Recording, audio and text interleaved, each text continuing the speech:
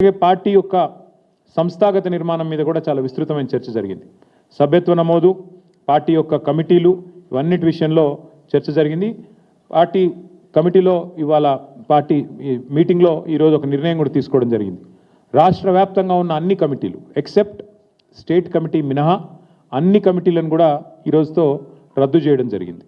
ఎందుకు అంటే కొత్త కమిటీలు వేసుకోవాలి, మెంబర్షిప్ వేయాలి, కాబట్టి దానికి మార్గం సుగమం చేయడానికి అన్ని కమిటీలను కూడా రద్దు చేస్తూ నిర్ణయం తీసుకోవడం జరిగింది. అంటే గ్రామ కమిటీ నుంచి మొదలు పెడితే అన్ని కమిటీలు, జిల్లా కమిటీ దాకా అన్ని కమిటీలను కూడా రద్దు చేయడం జరిగింది. కేవలం ఒక స్టేట్ కమిటీ మాత్రమే ఫంక్షనల్గా ఉంటుంది.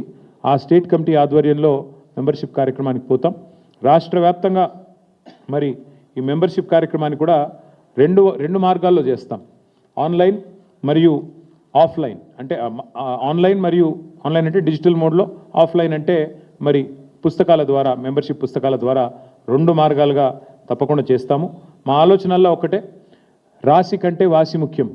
అందుకే ఎంత సభ్యత్వము, ఎన్ని లక్షలు అన్నదానికంటే కూడా మరి ఎంత క్వాలిటేటివ్గా మనం మెంబర్షిప్ చేయాలి, తెలంగాణకి ఒక రక్షణ కవచంలాగా ఎట్లా మన కార్యకర్తలు, మన నాయకత్వం నిలబడాలి అనే ఆలోచనతో మరి వారిని కేవలం మెంబర్షిప్ చేయడమే కాకుండా, మెంబర్షిప్ జరిగిన అనంతరం కమిటీల నిర్మాణం మాత్రమే కాకుండా ఆయా కమిటీలకు మరి మొత్తం ప్రతి నియోజకవర్గంలోని మరి ముఖ్యమైన కార్యకర్తలందరికీ కూడా శిక్షణా తరగతులు కూడా, నాయకత్వానికి అట్లాగే మరి కార్యకర్తలకు కూడా శిక్షణా తరగతులు పెట్టాలనే నిర్ణయం కూడా తీసుకోవడం జరిగింది. షెడ్యూల్ మొత్తం కూడా మీకు తొందరలోనే వెల్లడిస్తాము.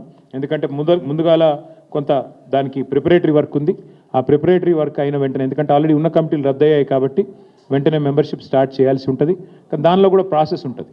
మీకు తెలుసు, ప్రజాస్వామికంగా ఎన్నికలు చేయాలి, దానికి ప్రిసైడింగ్ ఆఫీసుల నియామకం జరగాలి, పరిశీలకుల నియామకం జరగాలి, ఇవన్నిటి మీద కొంత ప్రిపరేటరీ వర్క్ ఉంది. కాబట్టి తొందరలోనే ఆ షెడ్యూల్ కూడా ప్రకటించి ఎప్పటి నుంచి మెంబర్షిప్ స్టార్ట్ అవుతుంది, ఎప్పటి నుంచి మరి కమిటీల నిర్మాణం ఉంటుంది, ఇవన్నీ కూడా మళ్ళీ కేసీఆర్ గారి ఆధ్వర్యంలో ఒక సమావేశం బహుశా తొందరలోనే జరుగుతుంది. ఆ సమావేశంలో ఆ పుస్తకాలు ఇవ్వడం, మెంబర్షిప్ పుస్తకాలు, ఇంకా మిగతా కార్యక్రమాలు, మిగతా సంస్థాగత నిర్మాణం, శిక్షణా తరగతుల డేట్లు, ఇవన్నీ కూడా అనౌన్స్ చేయడం జరుగుతుంది. అది కూడా తొందరలోనే చేయబోతా ఉన్నాం.